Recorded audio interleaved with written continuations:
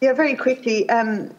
Minister, I think you suggested when you were answering my questions about the herd that we need to lower the animal numbers. Does that not amount to the same thing, reducing the herd, cutting the herd?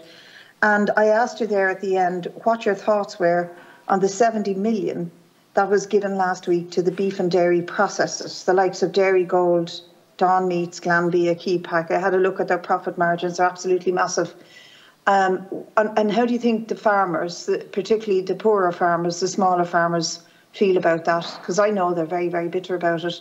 And can you give an explanation for it? I know it was the Department of Agriculture and Leo Varadkar launched it, but okay, thank you, perhaps Deputy. you have some thoughts on it. Thank you, Deputy Minister. There's a range of questions there. I am well aware that you're probably in a rush, but if you could address those. Yeah, on the first, Deputy Devlin, I was on record, I think on the 6-1 News last week or 2 weeks ago, saying that I expect that to be introduced in January, and so hold me to account if that isn't delivered the month after next. And sorry, the second part of Deputy Devlin's question was, I'm trying to recall. The interconnectors. Oh yeah, interconnectors. They're both on track to deliver it in 23 and 26, as I understand, but they're both hopefully looking well in terms of they're people confident that they're going to be delivered. And then finally, Deputy Smith, and we have to run, unfortunately, Chair. I've just got a note to say the press conference is starting in a minute. I keep coming back. Production is key. And in my mind, farmers' income is key, and protecting the Irish family farm is key.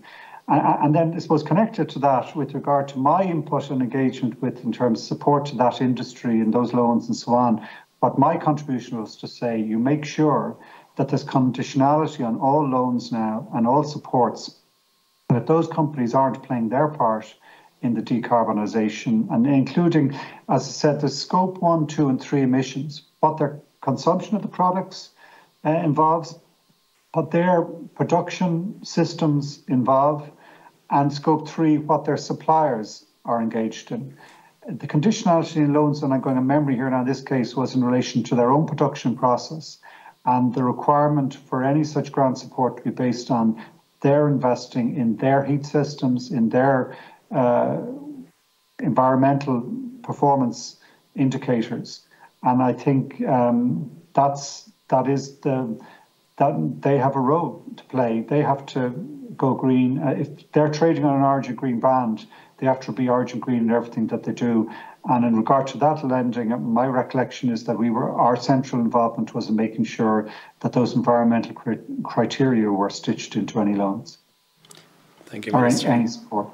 There was a question from Senator Higgins on the ranges adding up to the 51%. Yeah, well, I think that's the sort of detail I'd love to get from the committee in terms of, as we discussed the carbon budgets, to get the recommendations, Chair, and I think the detailed analysis from the committee at this stage would be very welcome and helpful.